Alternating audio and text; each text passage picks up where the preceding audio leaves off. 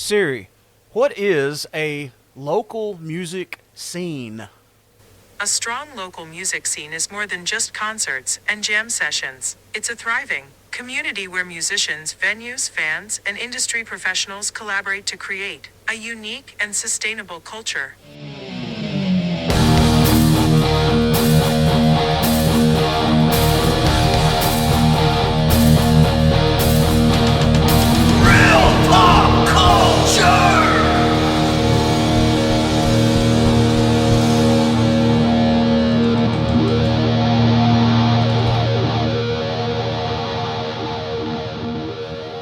Okay, so as I'm editing this here, I just wanted to real quick reiterate something. At the risk of, or you're going to hear me say this on here as it is, but I can't stress enough because when Robb, when we got done with this podcast that you're about to hear, he told me that this video, the video he put out that kind of went viral locally.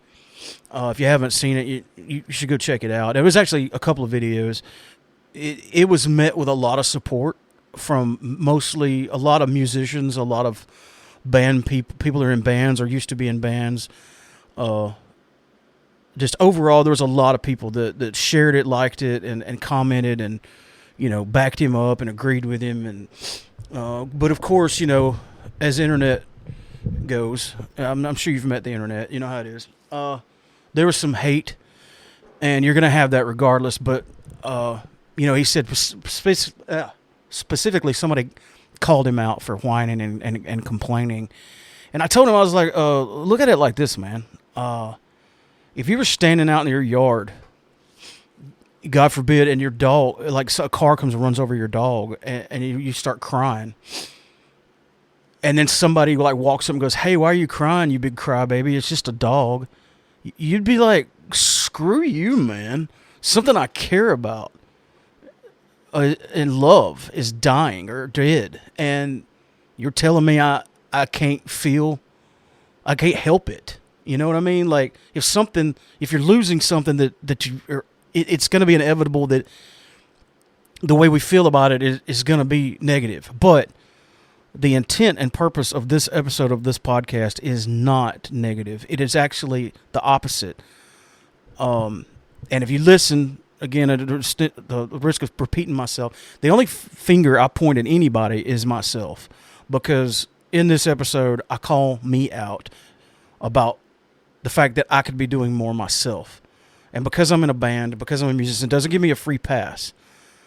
In fact, I should be doing more. And as of late, I haven't been. And I needed to do this publicly so that it's going to help me be accountable. And it's going to help me. It's just going to help me stick to my guns and what I'm saying. I'm going to practice what I preach. And I'm preaching it to everybody. So this is here to help. I'm trying to help. Me and Robb are trying to help the music scene. If it comes off bitchy and complaining and whining, I'm sorry that you take it that way. But the way I did my notes on this is we tell everybody our perspective on what's going on, and then we turn it around and we try to explain what we can do. And if this helps, great. That's what I want from this. This isn't a whining session. This is. I hope what you pull from this when you listen to this is hope, not despair. Although there's some of that in there. But I've always been kind of open and honest on this podcast about things. Like sometimes we talk about things that people don't normally talk about. We kind of pull back the curtain. We'll show you how the donuts are made, and we're just honest. And again, I hope this helps. If it don't, it don't. But be nice. Hopefully it will. And I just don't want to come across. And it's going to happen. There's going to be haters that say we're just crying and whining. But that's not the intention. I know you took notes, and I gave I'm so prepared. I'm so proud of myself. Well, because I came up with this idea, and I'll just go ahead and start with the beginning. This is episode 211, by the way. For those that are keeping up, You put out this video about a Seeking Seven show that you were going to promote and perform July the 5th. And for it to work, I'm assuming, financially for the venue, you needed 50 people through the door. Right. And I'm going to jump around a lot here, even though I have notes. The notes are going to kind of keep me, I don't know, focused from my rabbit chasing that I do a lot. But one thing I want to hit just real quick, just to let everybody not know, I mean, they know this already, but to remind you, when you walk through the door of a venue and you pay the cover charge, that $10 or however much it is, the band doesn't necessarily need that $10. That's not why it's necessarily important for you to be there. Yeah, it's nice that the band gets paid, of course, and it helps very, very much. But what you're doing is, by being there, is you're showing the venue owner, promoter, booker, whatever, that the band on stage has value and that they can draw people. And that's worth more than that $10 going in that band's pocket, which it usually doesn't. It usually gets filtered through several umbrellas before it gets to the band members. But either way, that's more important. It's not like, oh, we need you to come hear us play because we need your money. No. Most of us have a job, and that's how we pay our bills. We're smart enough to know that music's not going to do that, no matter what. But anyway, that's why it's so important for you to go to a show, because we need to show the venue that we have value, and that, because why keep, it's business wise, it's not smart to keep booking a band over and over and over if there's nobody showing up to hear them. What's the point, Typically, when you make a deal with the venue, what you're doing, without saying it in words, you're making promises to that venue that you can bring them customers. And then after, if they're lucky enough to give you a few attempts to play there and do that, when the end of the day happens, all they're doing is looking at their cash registers. So you either owned up to your word or you didn't. And too many times where you don't own up to your word, they're going to seek out others or someone else that can do what you apparently could not do. Even if they like you. Yeah. This is business. So they want to keep their doors open. And there's a lot of venues, I'm sure, that I know that likes Killjoy. They like our music. They like having us around. They like hanging out with us, and we're friends. But they got to keep the lights on. So if Killjoy's not bringing the people, it's like, hey, we love you, but we're gonna book this other band that brings people. I mean, that's just business. And there was a time where, way back in the day, where venues had a following of their own. People just like going there. And so you were hired as a musician, and I'm going to call this the good old days.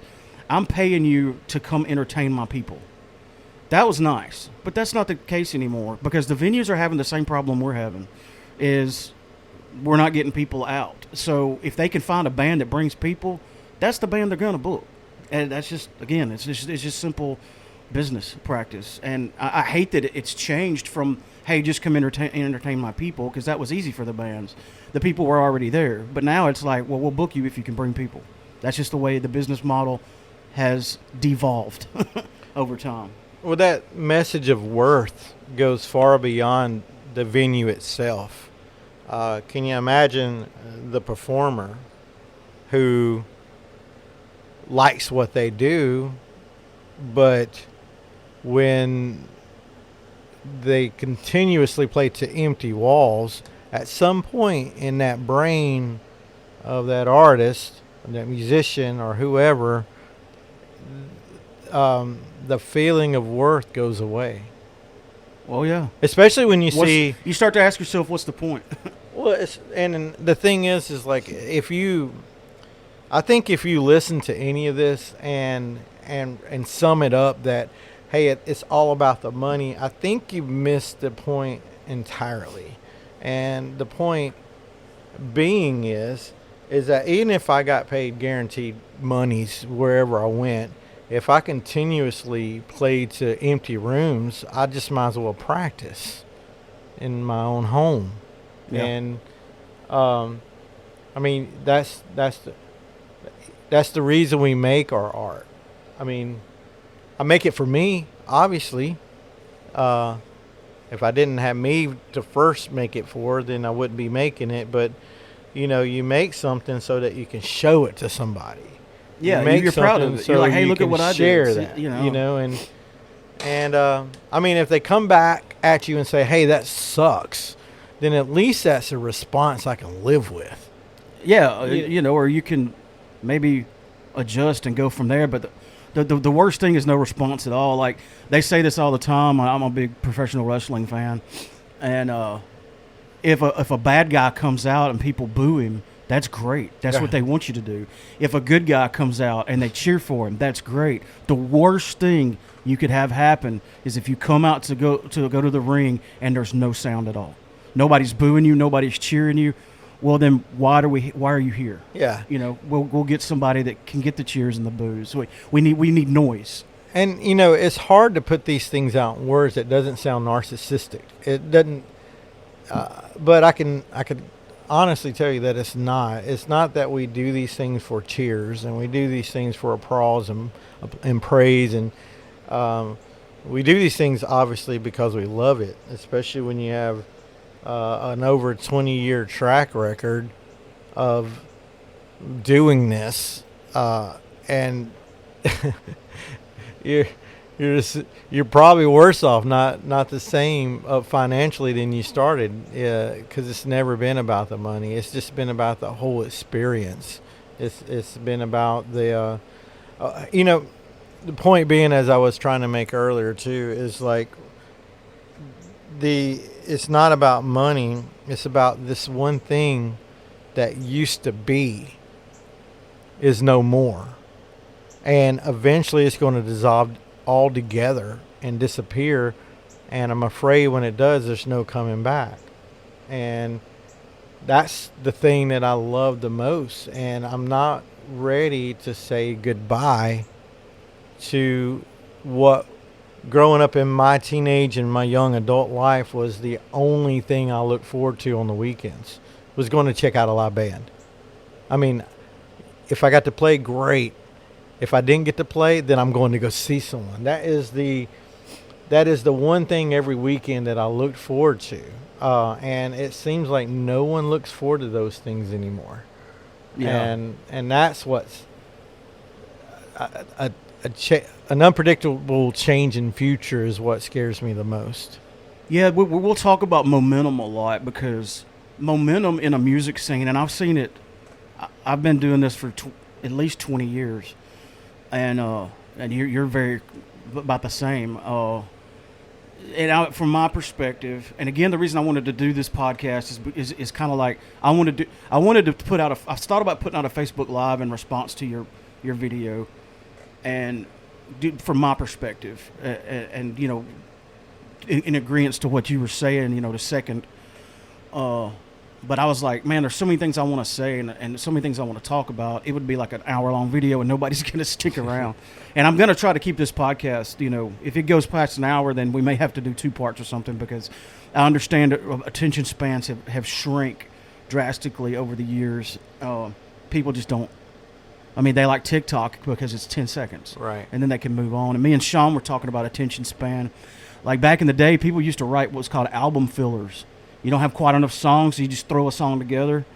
Well, you can't do that anymore. No. Because if they hear 4 seconds of one of your songs and they don't like it, you're toast. They'll never, ever try to check you out again, because they gave as much as more time than most people would give, which is 4 seconds. I heard a producer once say, a Grammy award-winning producer, might I add, said this. He was coaching a band to make sure that they hit their chorus within the first minute, because if you don't hit them with the best thing you got within a minute, you've already lost them. You got to get that hook in there quick. They're on to the next YouTube video. or back in my day, this shows my age, Clyde Oliver said that, they changed the channel on the radio. But now they'll click on a different video. What's radio? They'll swipe up or whatever. And I got ahead of myself a little bit, because I wanted to start out with a couple of disclaimers with this. This is going to sound a little preachy, It's gonna at times, and it's gonna sound a little gloomy doomy, and like we're whining and complaining, and I am a little. I am gonna whine and complain a little, but the way I've got my notes structured is we're gonna turn it around. If you stick with us, don't just turn the channel and click on another podcast yet. Hear me out, because there's potential light at the end of this tunnel, and there's a way out of this. But where we're at is bad, so we're gonna have to talk about that. And another thing I wanted to say is I'm including myself in everything I'm about to say, and Robb can be my witness here. Way down here in my notes, what it says right there, why I suck now, and that's talking about me. So if you feel like I'm pointing a finger, I'm pointing it in the mirror too. So I don't want anybody to get offended, or I'm not singling anybody out. We're just telling the truth about the state of the current North Mississippi music scene. I think it spans beyond North Mississippi, but yes. Yeah, it does. But I really I'm glad I Googled that at the beginning of the podcast, because, and I'm glad that Siri said this way. A community where musicians, venues, fans, and industry professionals collaborate to create a unique and sustainable culture. The word sustainable right there is a very important word, because what we have right now in our local music scene is not sustainable. It is going to die. You're not watering your plant's going to go away. I have experienced that many times myself. I heard someone say on a podcast earlier today, actually, that being truthful with your feelings is not a sign of weakness. Right. And it's not whining or bitching or complaining, but I think we're saying what most local musicians aren't saying. So if you take it as whining or complaining, I think you're missing the point, because most people just move on to something different when it comes to this. I've seen it a million times.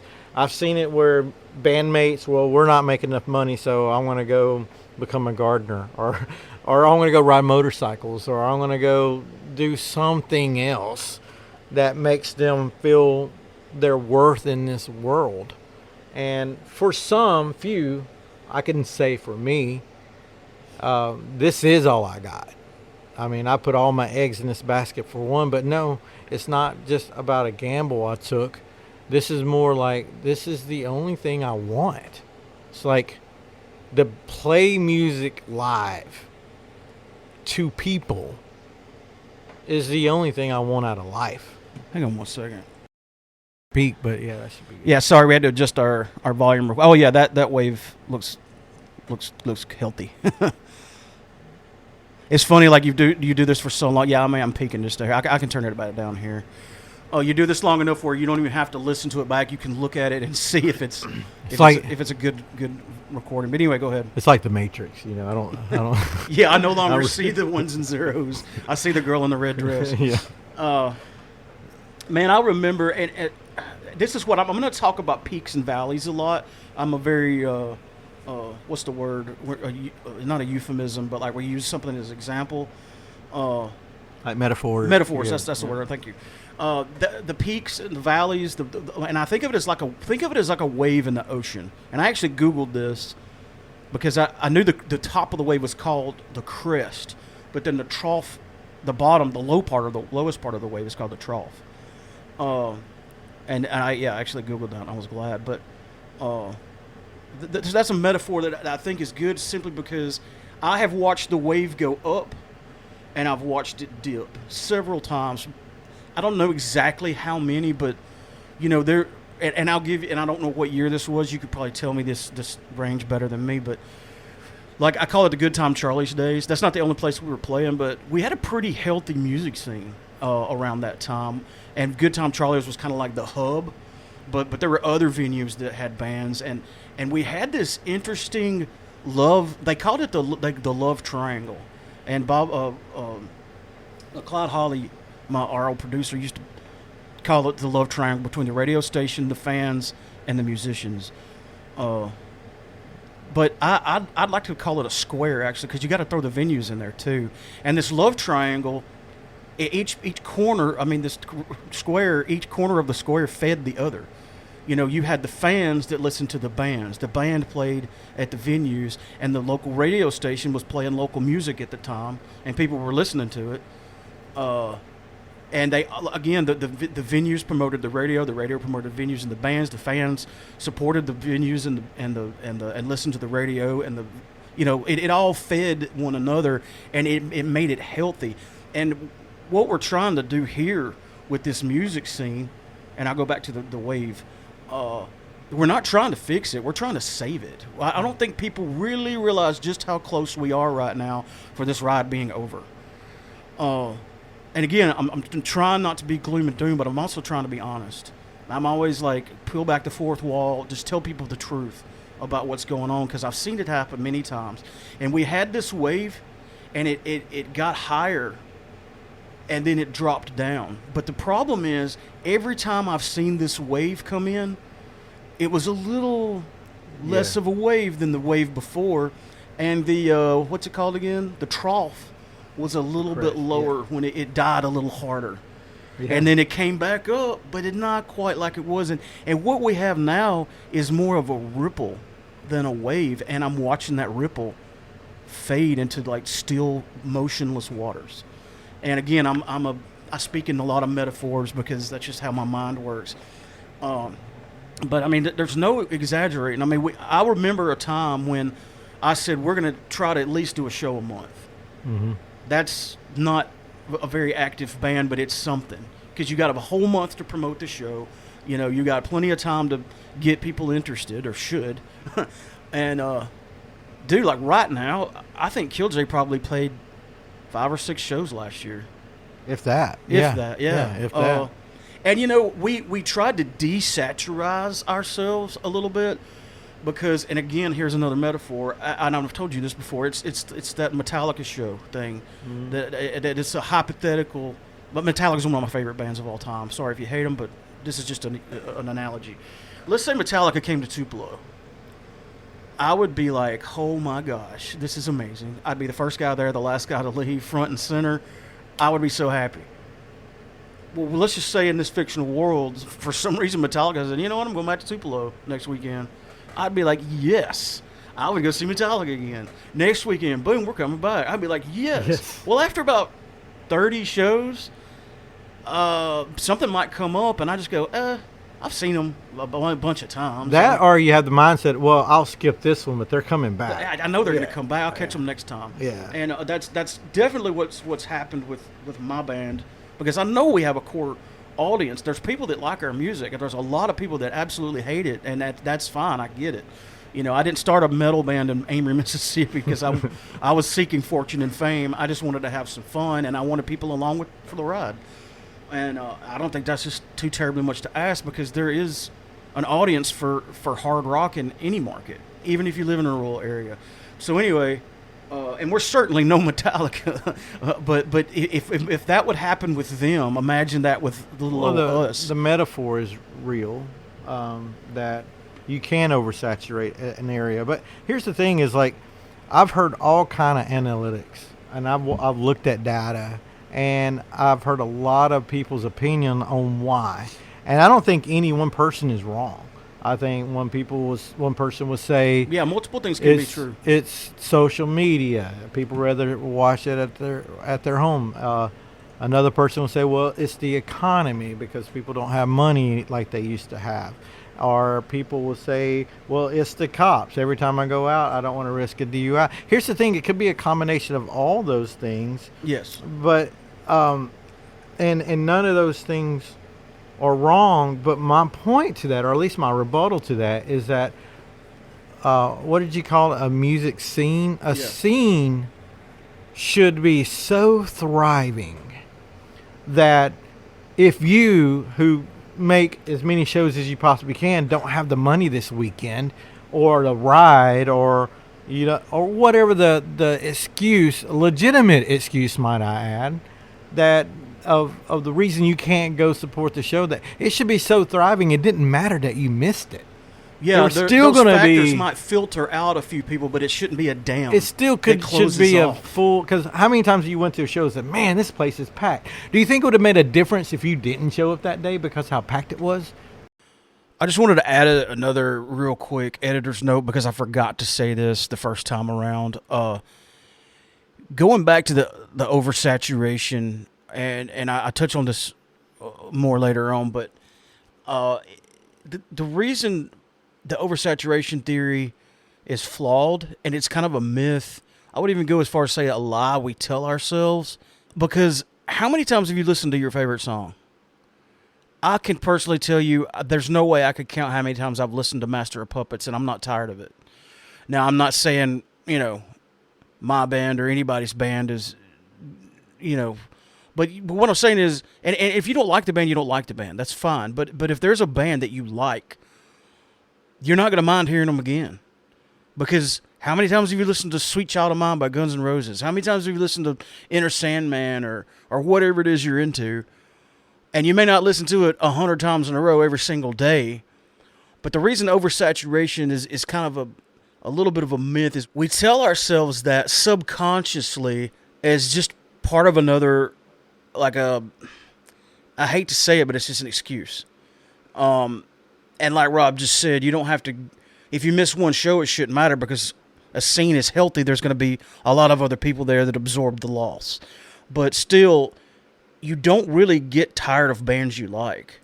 I mean, again, you might get tired of them today, but you're going to play the song again tomorrow, or if somebody else plays it, you'll be like, yeah, that's my jam right there. I know all the words.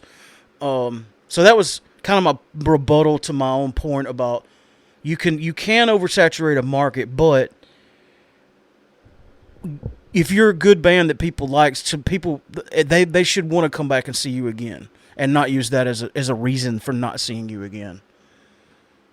Like you had zero impact of all the people who was there, and you walked in and there's a venue fits 300 people and there's 275 people in there, and you're like, whoa, look at all these people. Yeah. I almost didn't came. Do you think it would have made a difference? My point of it is that the music scene should be so thriving that your legitimate excuse of why you can't come, which we'll never fault you for, ever. Like if you say, man, I just didn't have the money weekend, I was like, dude, I feel it. There's many weekends I don't have the money. I get it. No one's faulting you for that because it ain't your fault. You made an effort. Yeah. Where's the Sorry. Yes.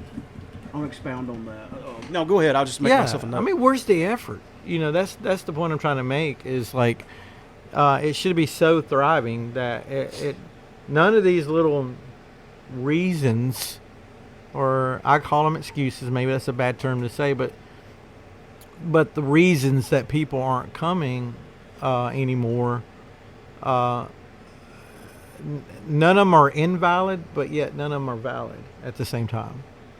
Yeah, and to complete my Metallica analogy, is it's just another Metallica show. I've seen them 30 times in a row.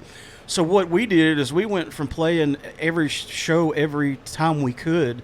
I mean, there was a time during the Verdict era we were literally playing Thursday, Friday, Saturday, and Sunday sometimes because they had that Metal Memphis thing on Sundays. And we would do like little weekend tours, as we called them. And, the scene has died down and a lot. So we were like, hey, maybe it's just another Killjoy show. We know we have friends. We know we have fans. But they're like, well, Killjoy's been around for 1,000,000 years. They're going to be around for 1,000,000 more, yada, yada. Well, I'm not going. I got stuff to do, like you said. I don't want to get out, and I don't have the money and this and that. And I don't want to talk. I made a note about money because I got a point to make there, too.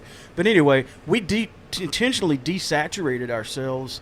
I don't know if that's the right word, but we stopped playing so many shows and thinking, okay, now that we don't play every weekend or every month, surely – and we didn't play in a lot of shows before our CD release party because we wanted a lot of people there, and we told people we were filming it, and we did.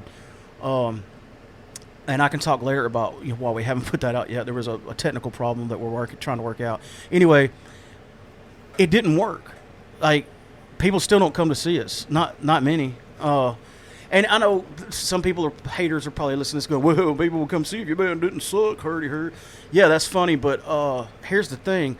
Back in the day when we had just started and had no clue what we were doing, we would be disappointed, and you were here with me through this. We would be disappointed if there was less than 100 people there. Oh yeah, it was a bad show. Less than 100. Now, if 100 people, you couldn't even get 50 people. And we didn't have Facebook event pages. All you needed was 50 people. Yeah. That shouldn't be that hard. I mean, there was a time. What my point is, it's not because we suck. Because we used to could pull people. The people went away. We actually got better, if I may be so bold. I remember going to the Princess Theater just to see which bands would suck. I mean, I paid money to see sucky bands because You're that was still seeing a show. Yeah, that was entertaining. Fun. It was. It's like the band wasn't that great, but hey, I got out and I got to hang out with my friends. And or that's the entertaining part of it. Was like, dude, this band was so bad. You should have seen it. You know, it was great. And I don't know. I just there's another thing I'm sad about, and I'm not saying this because I'm changing the subject here. I'm using it as a metaphor, like you did.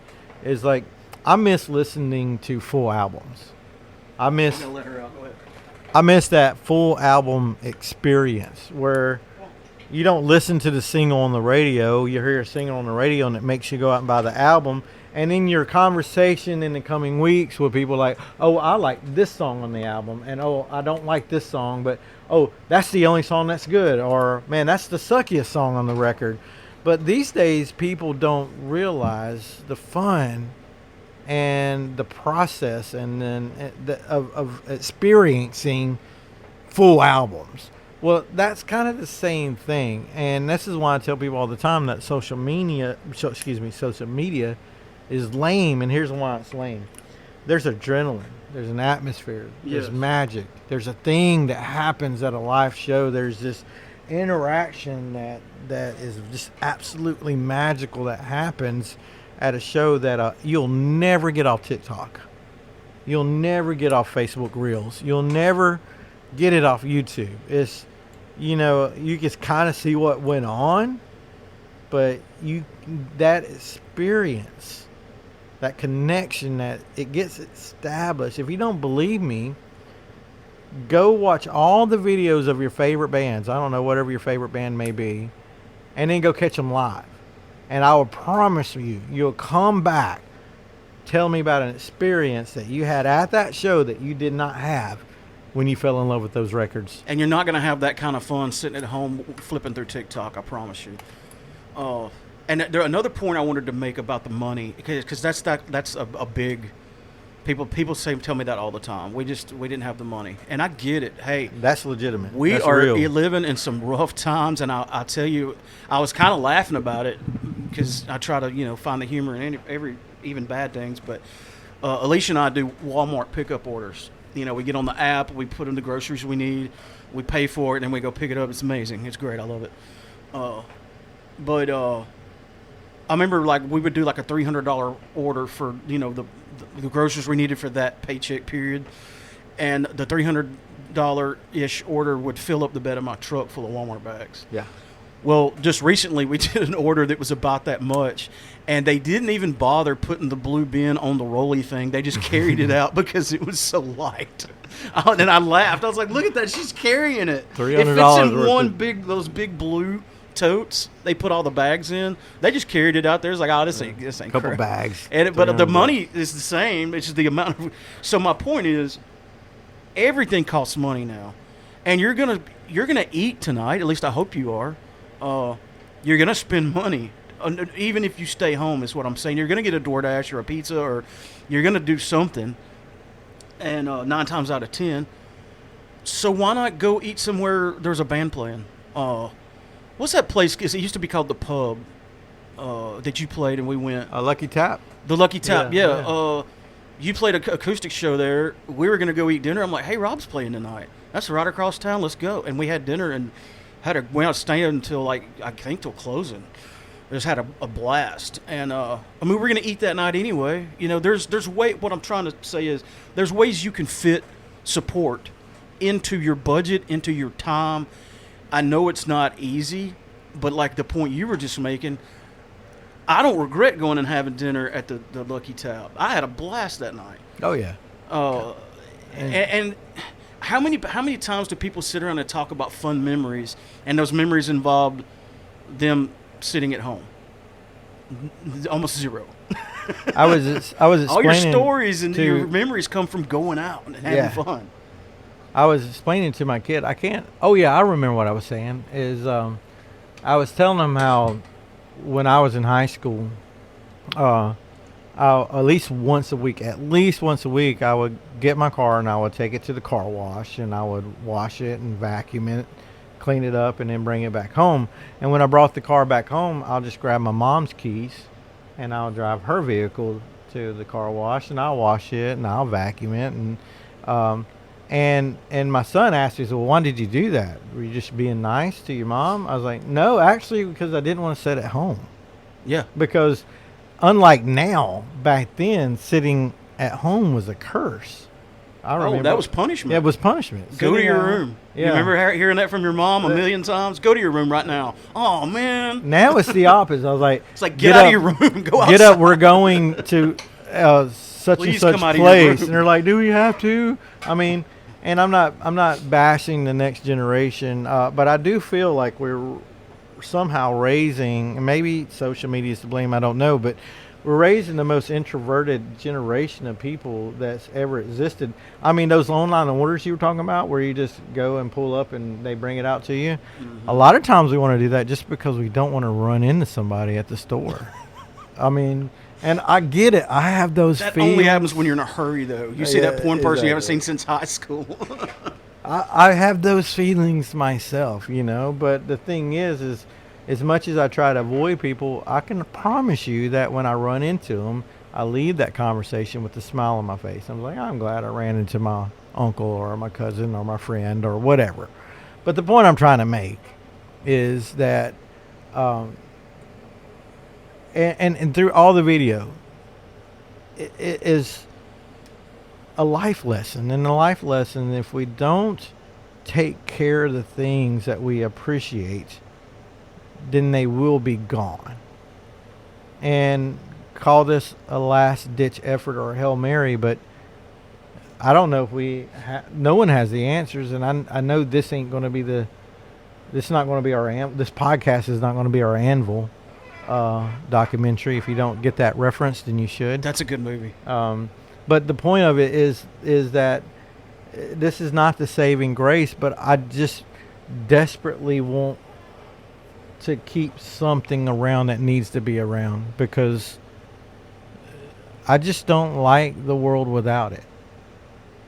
I mean, I may learn to live without it, but I just don't like it. Who would like it? You know what I mean? Like, there might be one out of 500 people that goes, oh, good, I'm glad the music scene's dead. But no, I mean, that's just, and that's just a hater talking crowd. But, I mean, who would want to live somewhere where there's no local music scene? And, again, I don't think you realize how close we are to that. Well, you talked about Metallica a lot. They were once local. Every band was a garage band to start with. What if the locals didn't support Metallica? In the San Francisco Bay Area. Well, they actually moved, didn't they? They moved it because that's where the scene was. They had to move to the Bay Area. Go to the scene, to wherever the scene was. There was a healthy, scene for metal there. And flash forward a few years to the Seattle grunge era. I always talk about this. I talked about this a lot.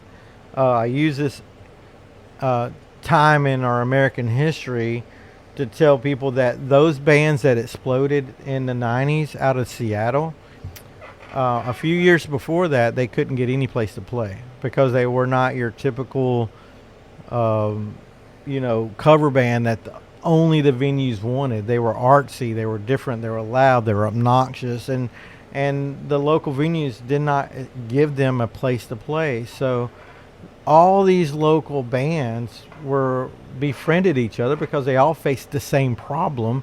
So they would rent their own Armory Halls and their VFWs and their American Legions and their whatever room they could find and rent it. And they would do it weekend after weekend, and every weekend it would be just a rotation. Like the band that was in the audience is now on stage the next weekend, and the band that's on the stage the next weekend, they're in the audience. And out of that support that the bands had for one another, it came an explosion that analysis and record industry geeks are still analyzing today to see how did that happen. And it started with just the bands. Well, here's the thing, is there's no bands to even combine with. I can't give you, if I had to make a roster of 10 bands right now that I can call, unite, start renting out, Good Time Charlie rooms or things like that, and create that type of, well, if we can't get the community to come out, we can, at least the bands to come out. At least you'll play a concert for other people that are in other bands. Can you tell me 10 bands right now? No, absolutely not. We had that problem on this podcast. I started this podcast as a platform to showcase local music, and I burned through all the local artists in like a month or two. No kidding. Like, I had everybody I could think of. I asked or had on here, and there's a couple of more that have sprung up that I'd like to get and here and there. But I mean, at the time, I literally interviewed every band I knew, and I ran out quickly. 10 years ago, I probably could have named you 20 to 25. Oh, God, yeah. And, I'm glad you said that, because this was in my notes. I was going back to, like, when we had 100 people, that was bad. And, with your video, you were saying, if we could just get 50, that would have, by the way, that would have been an amazing feat nowadays, sadly. I would love to pull off a show with 50 people. I would crap my pants. I'd be like, wow, what happened? What was I saying? That's why I made notes, because I lose track. Well, I so think much. we were talking about how many bands are left. Oh yeah. That's yes. Thank you. It was so good, and I'm going back to the Good Time Charlie's days, and you can help me think of what year span that was. 2000 something. It was like somewhere between 06 to ish 02, all the way up to probably 2015. And there were so many fans and so many musicians and so many bands out there, and it was kind of a double-edged sword in that, like, a lot of our band members saw other opportunities. Maybe this band might be doing better, or this band's got more potential, and so there was a lot of shuffling going on within the band. Like, okay, this guy quit that band, so we need one of those. Here, let's give him a call, and vice versa, and blah blah blah. Well, my point is, I would book shows with no band, because I knew by the time the show got here, I could call enough people, and usually it was you for one. You've played more roles in Killjoy than I ever have. You even played drums for us at a house party one time, and you were like, "Dude, I don't know the songs." I was like, "Dude, just get back there and have fun." And we did. We had fun making a fool of myself. It was amazing. No, it sounded great. But yeah, I would call you. I was like, "Oh, so and so just left so and so," or "Hey, do y'all have I was friends with enough bands. Like, hey, can I borrow you for this show? I'm not asking you to quit your band, but I need a bass player. I need a guitar player." And I literally booked some shows with little to no band members, but I knew there were so many musicians around here, I could pull it off. And I did. And it's not healthy. I mean, it's difficult to get progress, but it was getting it done because there were just so many people. If I had a band member quit now, God forbid, I don't know what the hell I would do. Oh, yeah. It would take me months, years to find somebody. Oh, yeah. And look, I miss Shane so much, and he's still irreplaceable. I mean, not just as a human being. Of course, he's irreplaceable as a human being, but that's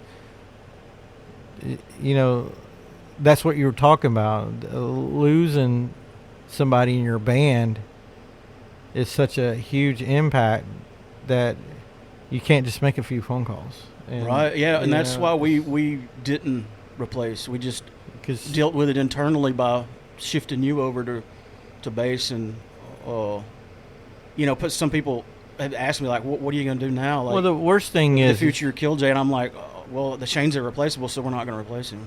I mean, the worst thing it is have one musician of your band of 4 or 5. One musician to come up and after a show and said, "Man, I was really banking on this gig to get me through the week financially," and you're like, "Oh, well, we only made $30 tonight as a whole band." Yeah, there's no incentive to hire. How that person's not going to stick around. Yeah, and if you could, when calling somebody up nowadays, you could probably sweeten the pot and be like, dude, I'll pay you $100 to come play the show tonight. I almost say this. They probably would, but how are you going to pay them that $100 that's going to come out of your pocket? Well, every single time someone hits me up about how much does it cost to get my band out, every single time I say almost the exact same thing. I was like, me, I'll play for nothing, but my bandmates won't. I mean, I got to take care of them. Yeah. And if it's going to make me come out of, I play for free, but if it's going to cost me to put the show on, I can't financially sustain that and keep my good graces with my family. Yeah, and one thing I also had in my notes to talk about money wise, and I don't want to talk about money a lot because it has so little to do with with what we're trying to say. But when you hold a band's CD in your hand, like there's what is that? Is that one of ours? This is the Verdict. Yeah, the Verdict. You're holding that CD in your hand. This is the original Verdict, by the way. I got in my hand, and what's different about the original Verdict than the re-release is that this is a 2 CD set. Yeah. And they're not making any more of this one. No, the new one has 1 CD in it because getting a double disc album was very expensive. Everything I'm holding in my hand right now, and I'm holding. If you have one of those double CD albums from hang on to it. There's never going to be another exactly. one. And I'm luckily I found this one because I was like, shit, I don't even know if I have one. I got plenty of something mores because back then you had to order 1,000 at a time, right? Or they wouldn't even. Yeah. They wouldn't even make them for you. And so it's hard moving 1,000 CDs. So I got something, and every time I think we've sold out, I'll find like another box. Like, oh crap! Now I got to move 50 more of these things. But everything you see there, from the plastic to the artwork to the paper insert, the shrink wrap around it, the pressing of the disc, even the barcode. The barcode you pay. They upsell you on everything. You have to pay for the barcode, pay for the polyurethane wrap. Everything on there costs the band money. And going back to your $10 you pay at the door, 9 times out of 10, they're not going to take that $10 and hand it to the band. Like I said, there's an umbrella. Now it changes per venue. A lot of venues say, hey, you take the door, we take the bar. We want to sell drinks. You will give you the 100% of the door. People don't tip much anymore, so that's not used to be like you could keep your tips and the door, or a percentage of the door. It's different at every venue. But even if you handed the guy at the door, the girl at the door $10, and they walk up to me at the end of the show and said, "Hey, there was one person here. Here's $10. we sold beer, and that'll be our thing, and you're not coming back." But I'm not going to take that $10 and go buy a 6-pack or some bubble gum and baseball cards. Right. No. That $10 goes right back in to buying more shirts, more CDs, we're recording tracks this coming weekend for a new Killjoy EP that we will pay for out of money in our merch box that came to us from people walking through the door, people buying a shirt, people buying a CD. We in fact we separated, like this is T-shirt money, this is CD money. We don't go blow the money on fun, frivolous things. It'd be nice. And don't get me wrong, there's exceptions. There's like some of these country cover bands out there make like $1,500 a night, and I'm sure they pay their guys handsomely, and as well they should. It's awesome that you could pull that off. But bands like us, we don't even make enough. I can only speak for Killjoy. Killjoy doesn't make enough money to sustain itself. We come out of pocket, even with the money that we save at shows. We never pay it. I've never gotten paid by Killjoy. Well, that's a testament to how much you love it, because you're willing to pay to do it. It's like, but it's sad that you have to. It is sad that you have to. Like if a painter needed new paint, well, that'd be cool if he could go buy his paint because he sold a painting. Here's an experience I had a couple weeks ago. Up until here recently, I hadn't got a haircut in a really long time. And before my recent haircut, I think I remember paying $10, maybe a little more than $10, $10 to $12 for a haircut. And I remember thinking then, I was like, wow, that was expensive for a haircut. So I'm in, I go get a haircut, and there were like 3 people in front of me, and so these 3 people in front of me, the first one gets up to pay, and it's $25. And he was laughing, joking, paid the lady the $25, gave her like a $5 or $10 tip, and called it a day, and left. Then the next guy, and he paid for his haircut. I mean, I'm sure a lot of these people don't want to do any complaining in front of people. I don't know, but they don't hold back in front of me when they complain about a $10 cover. And the point of it is the inflation rate of a haircut in the last 10 years has doubled or more than doubled. And someone still says, well, I remember when I get in shows for $5. I'm like, what was that, in 1988? I mean, the point of it is like, yes, the economy sucks. And yes, it baffles me that people are accepting of some things that increase in price. Oh, but not a local band. I can't go out if y'all are going to charge $10 at the door. I just But they'll can't. pay $10 for a cup of coffee the next morning. Oh yeah, Starbucks. Oh my goodness. Yeah. Yeah. Get a double latte with whatever. And that's when you can go to the store and buy coffee. And once you're done with that coffee, it's gone forever. If you buy a CD, it's yours forever. You can listen to it as many times as you want. You can put it on display. You could get the band to sign it if you like. You know, you got something tangible you can put your hands on that you own. That's why I still buy CDs. That's why I still push people to buy CDs, because even like if I don't open the CD and put it in my CD player, if I'll listen to it on Spotify, I still want the CD. I don't want to just buy air, you know. And it's funny, we talk a lot about how things used to be. You remember how pissed off we were that we would have to sell our songs for 99 cents and we would only get 40 cents. Yeah. And Apple would get 60. Yeah. Man, I would love to have that back.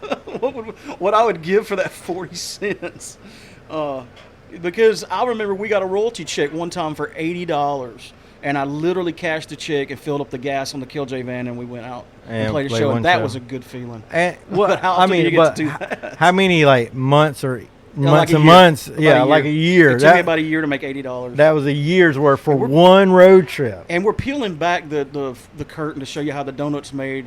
And we're going, talking about the financial stuff just so people know the truth and really think about it. Like when you walk into a room where a band, and you said in your video about setting up and tearing down, everything you see up on that stage costed that band a lot of money. And I know, you don't have to buy the fanciest blah, blah, blah, or the no, I mean, a lot of times we buy from other musicians.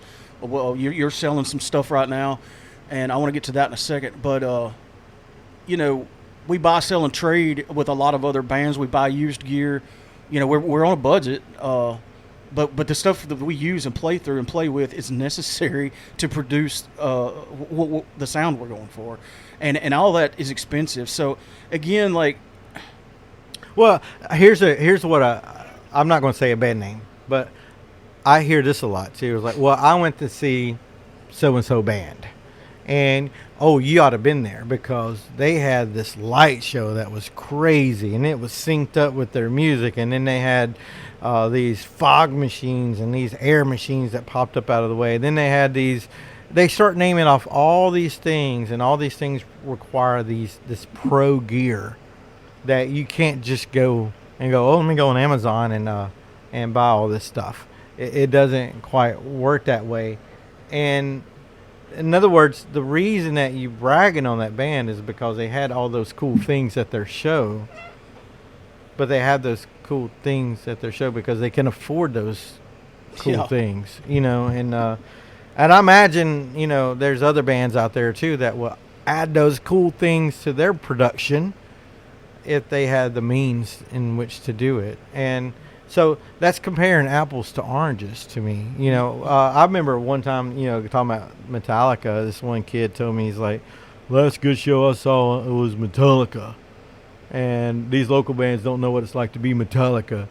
And I'm like, well, don't you realize that Metallica has $200,000 or more per show just to put the show on? That's not what they make. That's how much it costs them.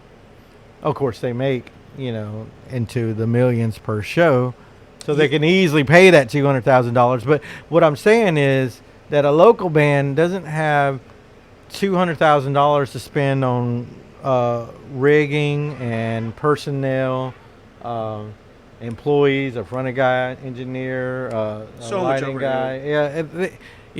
And so how can you compare? You strip all that away from Metallica. I mean, Metallica's haters or lovers or whoever, they're going to be Yeah, on the you phone could cut, pretty paste, angry. insert any band. Yeah, any band. But what I'm saying is you strip all that away, and they're just like any other band. Yeah, They really are. they just have success. Exactly. But to your point, James Hetfield said in an interview, I think it was James, it was one of the members of Metallica, said in an interview fairly recently, I would say in the past few years, but they said we have to do a minimum of 50 shows a year just to feed the machine, like just to keep the headquarters open and which they call it Metallica HQ. That's like their rehearsal recording space. And the employees that sell the merch, like all the people that are employed by Metallica that aren't on stage, to pay their salaries and their insurance and just keep the lights on. Metallica, even as famous as rich as crazy rich as they are, they have to do a certain amount of shows just to break even. They're just like us. They're just a lot more famous and a lot, I guess, better. Definitely better than Killjoy. And again, one thing I wanted to get to, or we're coming up on the 50-minute mark here, and I don't want to lose anybody because I want to try to turn this around, and give you, like, I guess, the positive aspect, because I don't want to just spend their time like saying this is bad, this is bad, this is bad, good night. And it does sound like we're whining or bitching, but really it's a desperation move to save.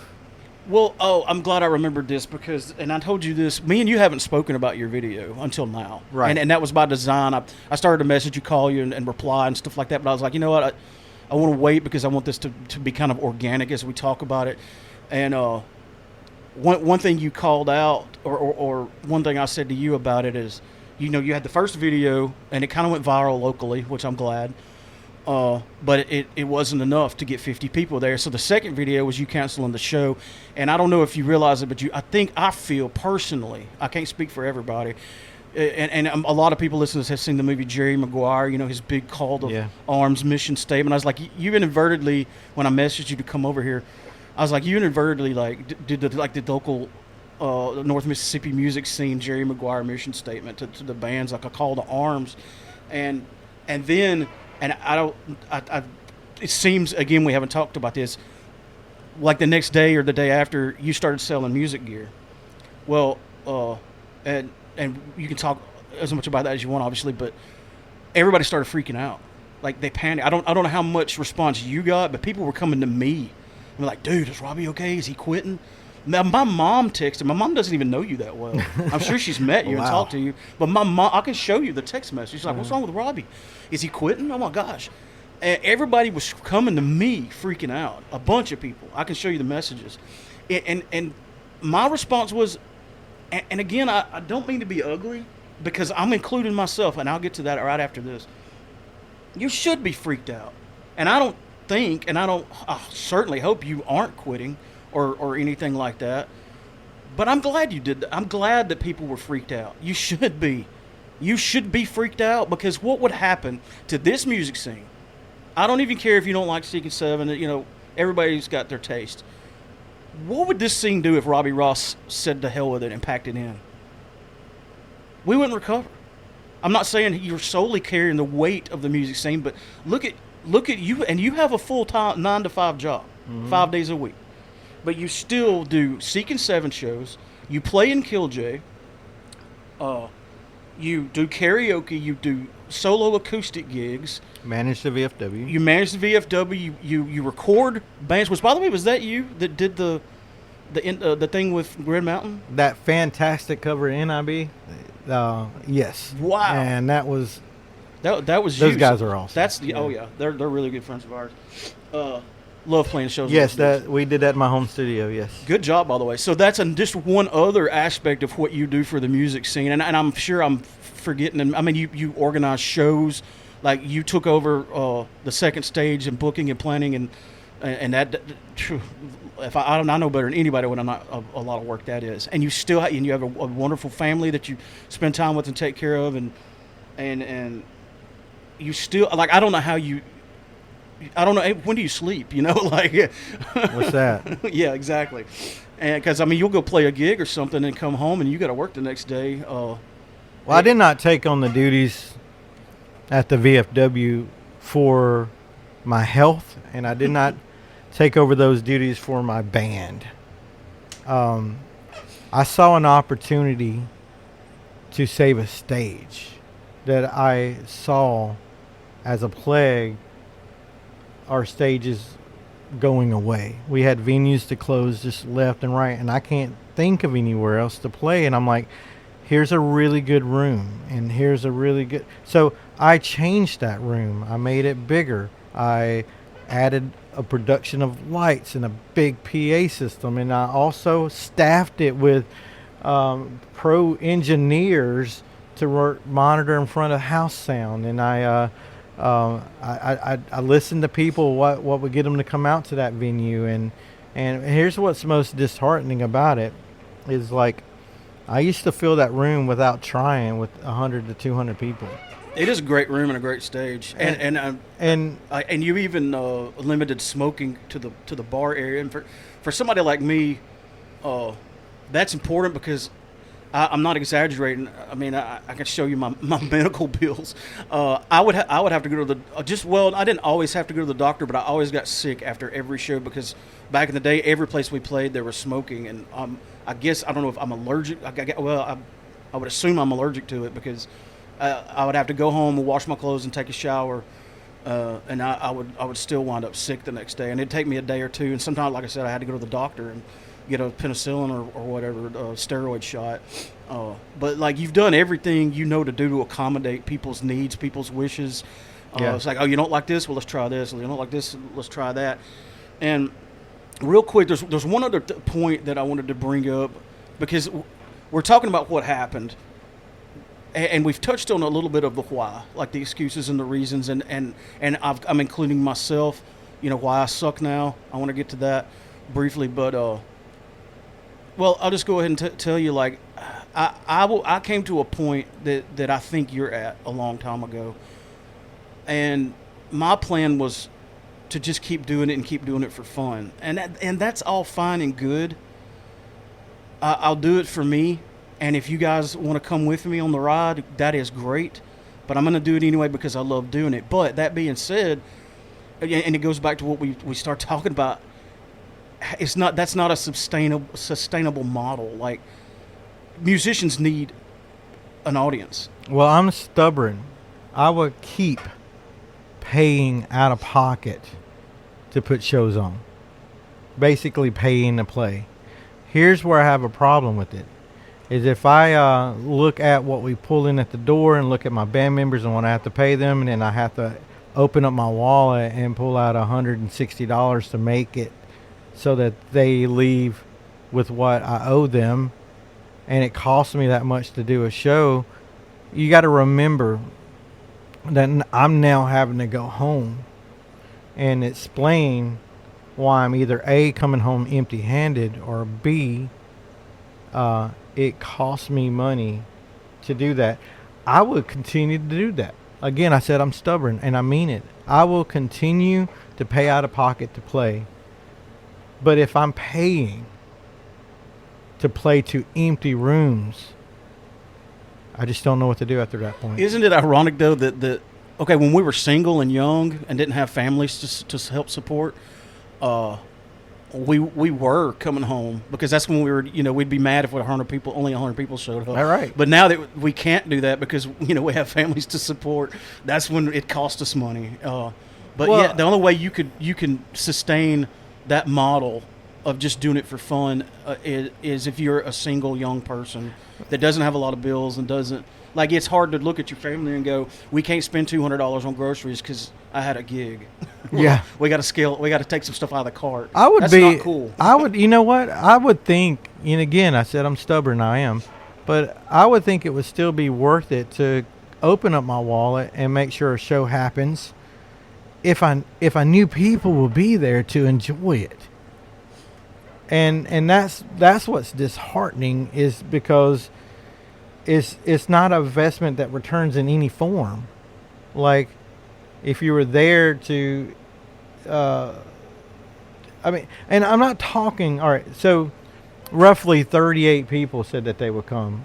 A good 10 of those were staff members. Still, though, but I mean, by today's standards, if you can get 35 people, even that's impressive. Agreed. Totally agreed. And I had to tell someone this earlier, is like, this message, because you're right, it was a Jerry Maguire memo, but this message wasn't to you. You proved that you can support. You know, what is amazing is, and don't think I'd missed this, okay? And especially if you were one of the ones that reached out to me with this, God bless you, you know. But what I'm trying to say is, like, I've had at least 6 people to say, how much do you need? I'll write a check now, go do the show. And I had to explain to them, I was like, that's not what it's about. I had the money through donations, if I wanted it, to put that show on. Because people were like, I want you to come out so bad that I'm willing to pay for it. What do you want, 500, 1,000? Just tell me what you want. And I had to say, no, it's not. It's not about the money. Yeah, that might get you there on one show, but then what about the next one? Exactly. You're going to pay me $1,000 out of your pocket every time? What are you doing? You're giving society a bailout. Because I'm not talking to you. I'm talking to that thing I was talking about earlier, where the scene should be so thriving. It didn't matter if you miss only. It should be so many people there that you would not have to do that. And that's what it used to be. What's hurting the most is, like, you and I have been in this long enough to know what it used to be. And now that what it used to be is in severe danger of extinction. Yeah. And one thing I wanted to talk about was COVID. A lot of people, including myself, use that as a reason. I wouldn't call that an excuse, because, I mean, it really happened. It really affected a lot of people, and it was a really horrible time. I mean, lots of people died, and lots of people were really sick, and it was horrible. But one thing, people somehow just figured out how to be okay with staying home, or they figured out how to. They had to figure out how to just be okay with being home all the time and quarantine. And they just got adjusted to that lifestyle. I mean, I didn't go to work for 4.5 months or something like that. And even when I did go back, it was like a limited schedule. And, there's a lot of working from home and this and that. But people figured it out how to adjust their life. And what I thought was going to happen was, after COVID was over, people were going to be like, yes, we're free. And there's going to be this huge insurgence, and that goes back to us talking about the crest of the wave. We're going to get a tidal wave. Right. It's going to be the biggest one ever, because people are going to fill these bars up. They're going to go to these venues. Bands are going to start booming again. They had plenty of time to practice. They're just sitting at home with your guitar. But it didn't happen. Yeah. And I'm like, oh, people just figured, like, they changed their lifestyle to be at home, and now they've gotten so used to it that there's not an insurgence. And even, like, going back to the middle of COVID, we were like, okay, you guys can't go out. We're going to come to you. And we went to you, turned your whole living room into a TV studio. Yeah. Yeah. You go black curtains everywhere. Yeah. We set up the lights. We set up where you set up everything. And we put on an internet concert. And you put so much work into that, and nobody watched it. Nobody gave 3 shits. It's still out there, by the way, if you want to stream it. It's still out there if you want to be the one of few people that's watched it. And it's not that we didn't promote it. We put it out there and let people know as much as we could. And we still had a blast, because there was a handful of, like, small handful of friends and family that were there, and I encouraged them to make a lot of noise, between the songs and stuff, so that it, sounded and actually felt like we were giving you a concert on your phone. You want to sit home and stay on your phone? Fine, we'll come to you. It didn't work. Yeah. So again, it sounds like I'm bitching and complaining, but I promise you, we still had a great time doing it. But even if it did work, though, that was what I was saying earlier. I wish I had the time to sit people down. They used to come to shows that don't anymore and go, what do we need to do? Yeah. And that's the thing is what I'm finding. It's like we're seeking for the answers, and here's what I've come to realize is that there is no answer, and people are seeking reasons why, and it's not one thing; it's a lot of things, and there is no answer, and I just find myself, and I hate to put it this way, but just begging to people to not let this die. Like I said before, we're how is it I said it? We're not trying to fix it. We're trying to save it. Yeah. It's past the point of fixing. We got to save this thing, and it's easy. And this is the point to where, and I'm long winded, and I had a lot to say, but I want to turn this around. You might be asking yourself like, okay, y'all make, or maybe you're just, I don't know what you're feeling. You may there's a lot of people listening to this. Just go, I'll just shut up and quit whining, okay? And we're getting it out there, and then I've said what I've had to say, and if I have anything else to say, I'll just say go back and listen to Real Pop Culture episode. What I said this was 211. What was I saying? I lost my train of thought again. Oh, how do we turn this around? You may be saying like, I'm in a different place now than I was. I can't go out as much, whether it be financially or this or that or this. What can I do? Anything you do helps. And what I mean is listening to this podcast right now helps. Clicking like and sharing a band's post about something they're doing or something they're trying to do or going to do, or an event page. I keep seeing those memes that said, here's 30 ways you can support a band that doesn't cost you a dime. Yes, there's a lot of ways to support a band without coming off monetarily or even getting out of the house. I mean, ideally come to shows. That's huge. But if for some reason you absolutely cannot, I promise you there's something very easy. And I mean, you want to play on your phone, but start clicking like and sharing. I'm a pretty chill, laid-back guy, but one thing that used to piss me off so bad, I'm sorry I'm swearing in case my mom's listening to this. We love you, Mom Klingon. We love you. I used to get so mad at these bands because I would create an event page, and we would invite these bands to come play with us. And their own members wouldn't even click that they were going. Like, they would even, and I know they're on Facebook, I see them posting stuff, but they won't click the going button. I'm like, you're going to be at the show. I know you are. You're playing it. You won't even click go. You won't even share the darn thing. Yeah. Like, we need people interested because, again, it's like you're paying your money to let the venue know you have value. If we put an event page out there and there's 300 people interested and 500 people going, that attracts attention for more. Momentum is something that is easy to maintain, but it's hard to get started. And that momentum comes in a lot of online stuff. We're on Facebook. Seeking Seven's on Facebook. We all network through there. I suck at like TikTok and stuff like that. I'm kind of behind the. I'm not as bad as my dad. My dad has no social media at all, and he seems like a pretty happy guy, by the way. But social media is a necessary thing with the good and the bad for bands, because that's kind of all we got. We have a Twitter, but we don't post on it a lot. We have an Instagram. We have all that stuff. And if you see Robbie post, hey, I'm going to be at this, I'm going to the Bros tonight. If you can't make it, at least share it, like it, because that helps. And there's a lot of things, and we could get more into that if you want, but there's so many things you can do. But the worst thing you could do is nothing. The gig that got canceled last week, probably could have happened if I had about 50 people to lie to me. Yeah. Just to say they were coming but don't. I could have still probably pulled the gig off. I mean, I wouldn't have been happy after the gig, obviously, when it was still an empty room. But I started to do that myself because I know it helps. But I didn't want to say I'm going, and I know I couldn't because I didn't have a ride. But it does help when someone looks at an event and goes, "Ooh, they got over 120 people saying they're coming."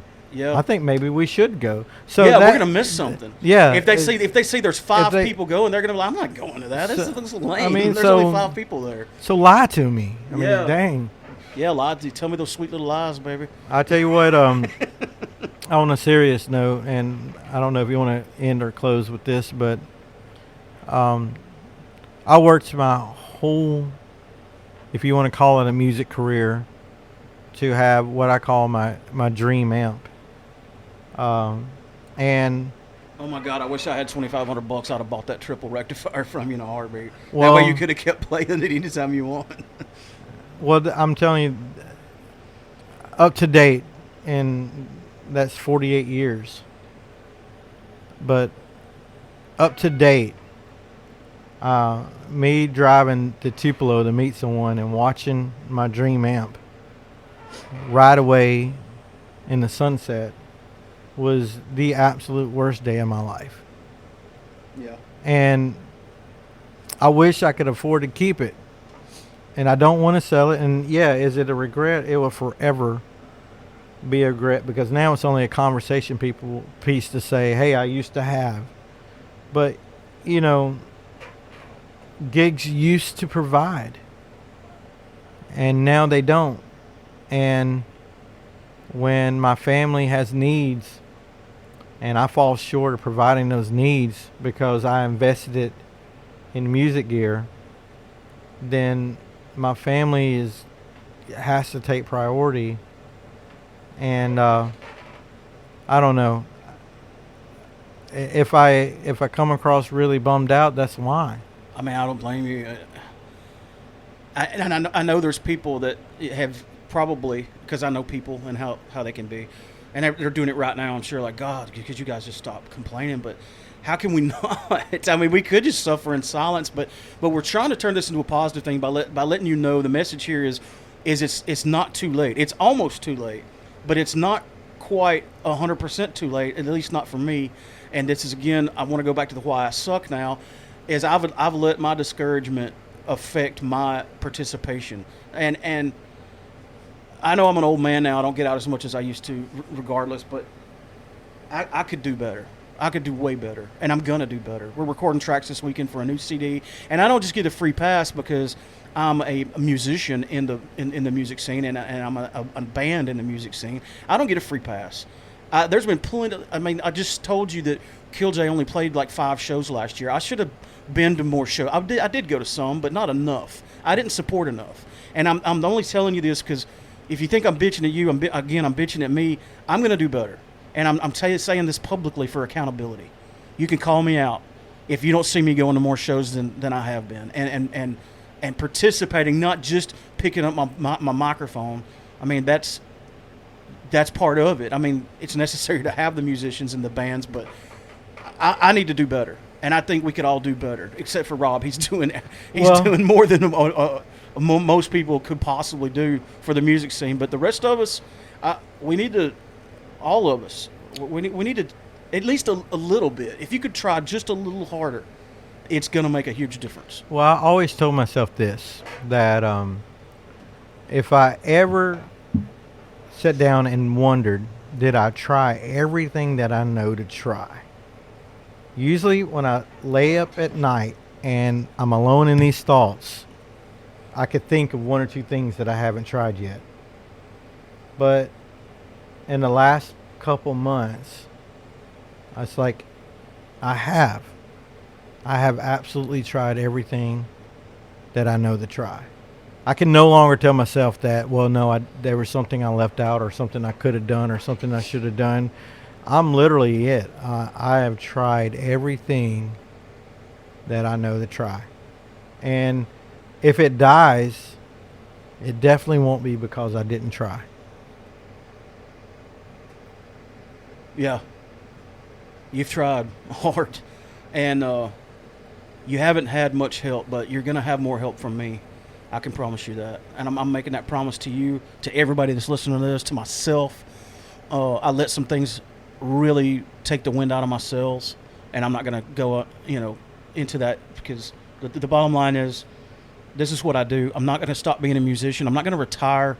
I'm never going to quit, but I really need this music scene in this area to wake back up. COVID's over, the nap is over. Let's dust it off and let's get back to it. You can't do it every weekend. You got kids now, or you're older and you're tireder.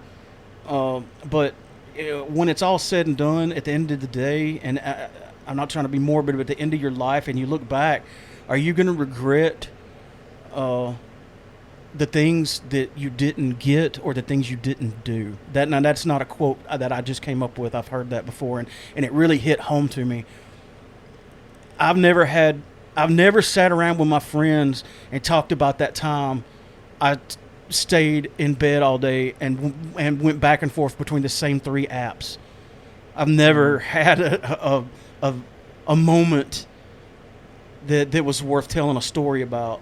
It's always been when I went to a show or a concert or went out with my friends and family. And, and again, that's not being gloom and doom. I'm being quite the opposite. I want us to get up and have some fun. Are you a musician that put your guitar in the case and stuck it under the bed? Get that thing back out, man. We need musicians. Oh, that's another thing the music scene needs. We need fans. We need friends. We need other musicians. We need bands. Is your band went dormant?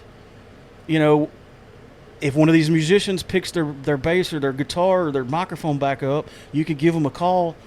It's a snowball effect. I'm trying to put out like positivity right now. Like I'm trying to bring it full circle so we can wrap this up. But the positive side of it is, everybody wins when everybody participates, because music is fun.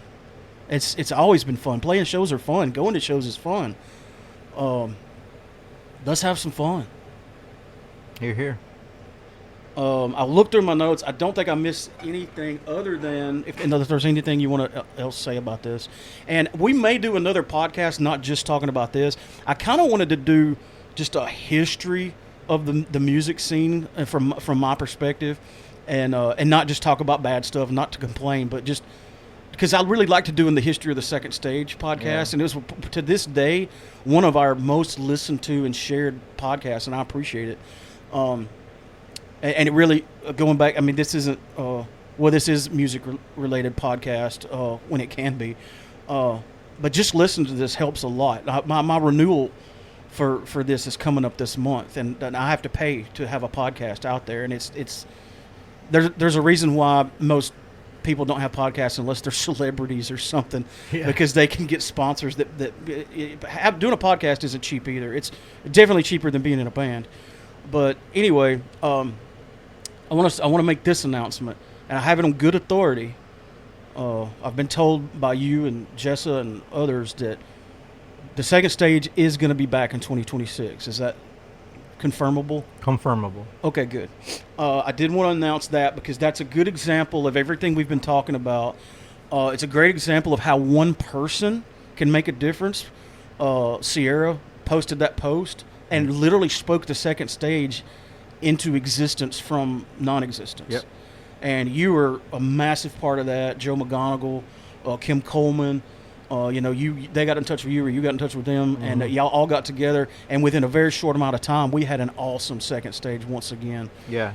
You literally resurrected it due to the lack of having a place to do it in City 2025.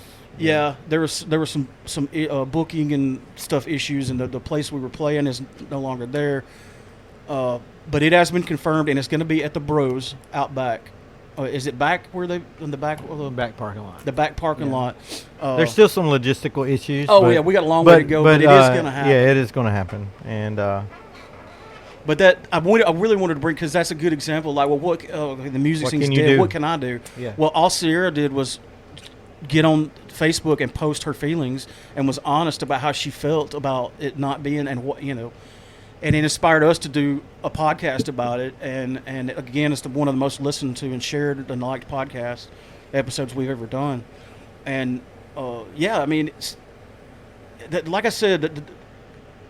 Doing nothing is the worst thing you can do. I agree. Just do something. Click like, post something, share something. When you can go to a show, if you can buy a CD, please do. It really helps because we want to make more of them. And here's one more tiny little thing real quick that I want to add about. I said like it helps us make another CD. Well, it does more than that actually, because if you want us to be able to record a song and get it mixed and mastered and all that stuff, and get it out on Spotify where you can go listen to it for free. How do you think that's possible? We still, so even if you don't even if you don't listen to it, buying that CD puts them on Spotify too, you know. Yeah. And I know that's the big thing now. I know people aren't paying for music anymore, and that's never going to be a thing again. But let me give you a quick example.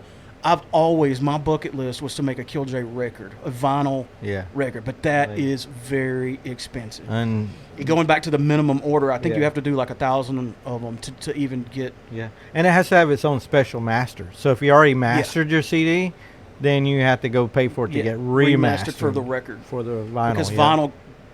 Well, long story short, vinyl will basically like skip if the bass is too loud or something like that. Right? It'll cause the needle to jump. Yeah. There's which is a cool thing. We could kind of like our album's so metal you can't even listen to it. But no, I mean, that's all I really got to say. I didn't want this to go too long because I want people to listen to it, and if they look at it and see it's 2 hours, we might not get them. But we love you guys, man, and thanks for the support throughout the years. I know it's not as good as it could be, but maybe. And if this podcast helps, just 0.1% is worth doing. Agreed. I don't think it's going to hurt. I don't see how. But yeah, we love you guys. We appreciate everything. Absolutely. I mean, you're reason that we've lasted this long. Yeah. That's the truth. Yeah, we've been griping and moaning, but we're also very, very, very grateful that we made it this far. It's Absolutely. it just kind of sucks to look back and see such a decline, and when's the wave coming back? We've got our surfboards out and we're ready for y'all. Yeah. We want to ride the wave. Let's baby. do it. So we have special music to play us out on this episode.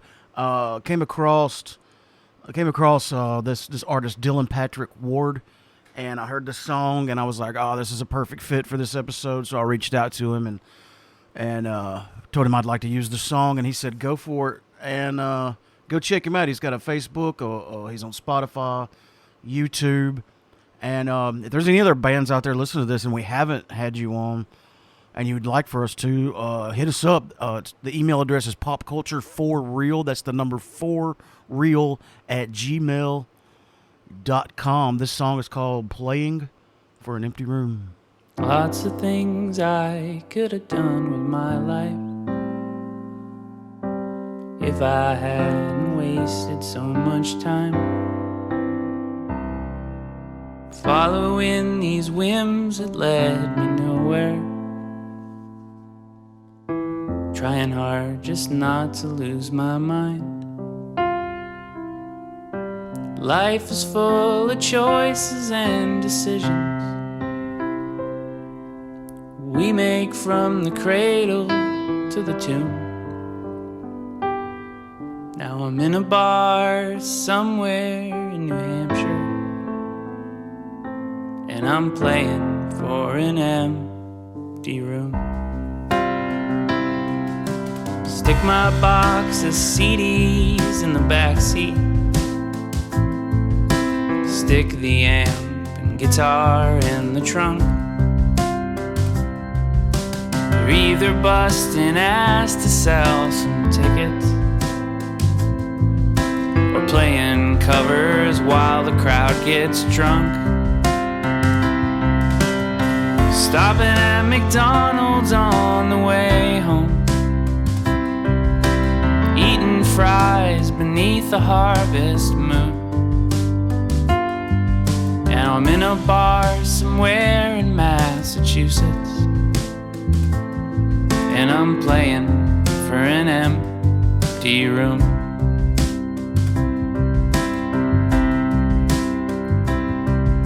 When I get home, you're always there to greet me, ask me how it was, and I say good. It'll take more than a few bad nights to defeat me. Don't think I would quit this, even if I could.